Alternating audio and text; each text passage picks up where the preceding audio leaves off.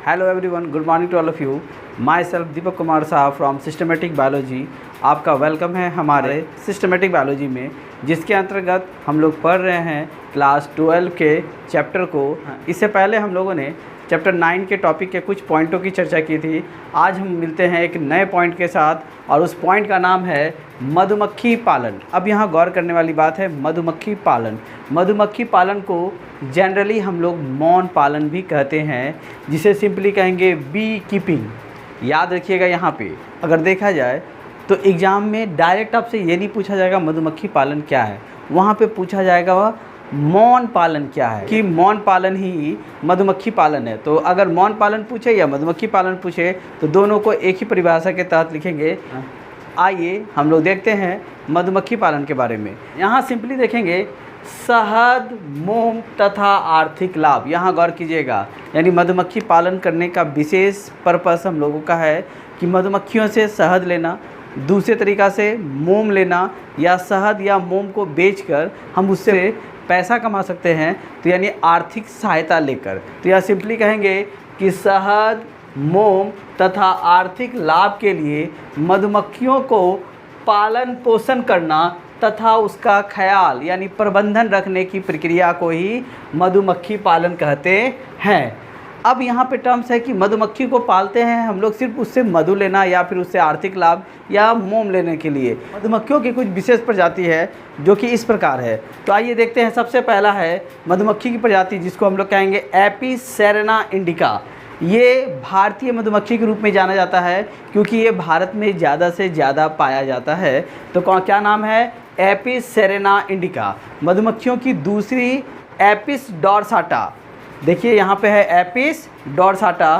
तीसरा है जिसे कहेंगे एपिस फ्लोरिया, और चौथा है जिसे कहेंगे एपिस मेलिफेरा। यानी ये 4 प्रजातियां हैं जो कि शहद बनाने में मदद करती है। अब आपको एग्ज़ाम में कैसा सवाल आएगा ऑब्जेक्टिव में, हम ही आपको बताते हैं। अगर 2 मार्क्स का क्वेश्चन आएगा तो क्वेश्चन आएगा मौन पालन या मधुमक्खी पालन किसे कहते हैं, एज ए इंग्लिश इसको बी कीपिंग किसे कहते हैं, पहला। दूसरा, याद पूछ दिया जाता है ऑब्जेक्टिव के लिए कि इनमें से कौन सी मधुमक्खियाँ की प्रजाति नहीं है, और आपको इनमें से 4 नाम में कोई 3 नाम देगा और एक कोई नाम अलग टाइप से दे देगा। तो आपको ये चारों नाम, यानी जो मधुमक्खियों का विशेष नाम है, ये चारों नाम को अच्छे से याद करना है ताकि ऑब्जेक्टिव क्वेश्चंस में कोई गलती ना हो पाए।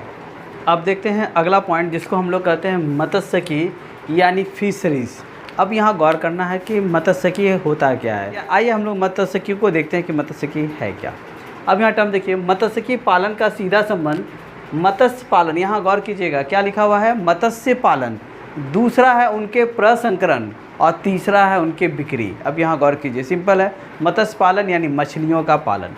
लेकिन मत्स्य मतलब मछलियों के साथ साथ उसका ख्याल ये भी रखना है कि मछलियाँ भोजन के रूप में क्या खाती है, यानी कि जल में रहने वाले कुछ ऐसे जीवों को भी पालना ताकि मछलियाँ उन्हें खाकर अपने आप को सर्वाइव कर पाए।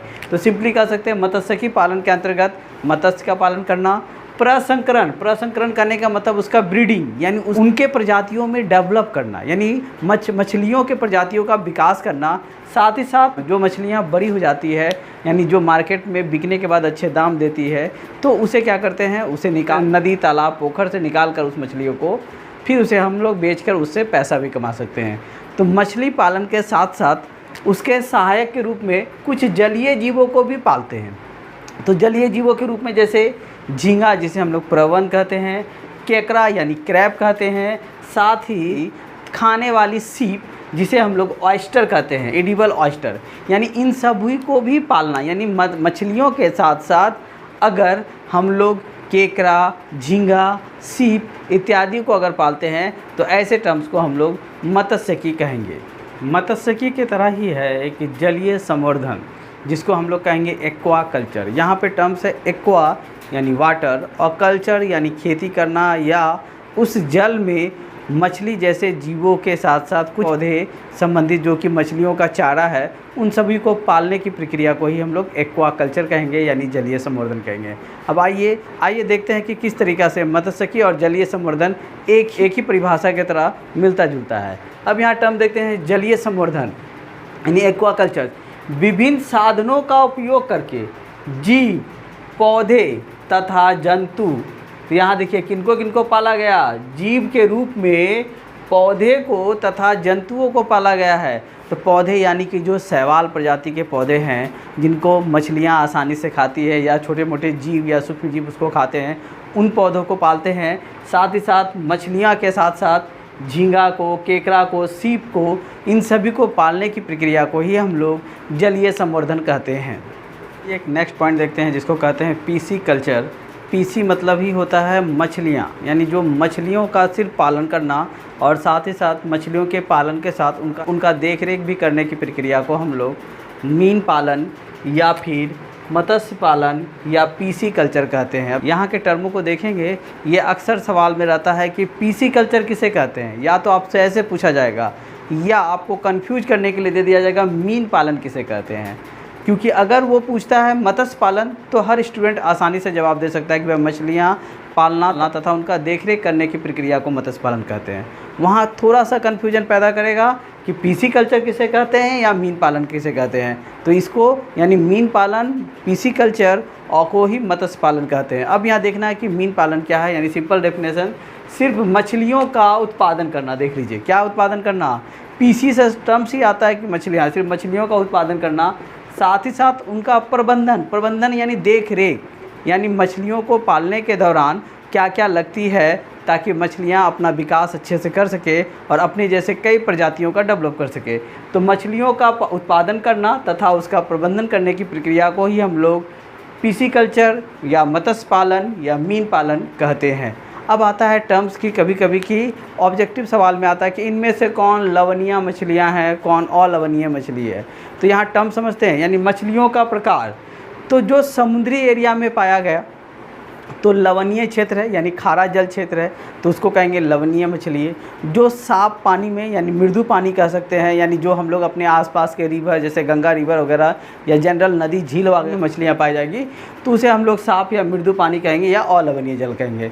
तो आप अपने लोकल मार्केट में आप देखे होंगे कि कुछ मछलियाँ ऐसे हैं जो कि आप अक्सर नाम सुनते रहते होंगे, तो वैसे मछलियों को हम लोग अलवणीय कहेंगे। जैसे रोहू मछली, ठीक है, कतला, सिंगी, टेंगरा, गरई, ये सारे के सारे जो मछलियां हैं ये अलवणीय हैं। अब लवणीय मछली यानी जो समुद्र में पाने वाले मछलियां हैं उसको मिलेंगे आपको angel fish, half moon fish. तो ये सब मछलियां जो है समुद्र में पाई जाती है। तो आज के लिए इतना ही टॉपिक, अगले दिन हम लोग एक नए टॉपिक के साथ मिलेंगे। धन्यवाद।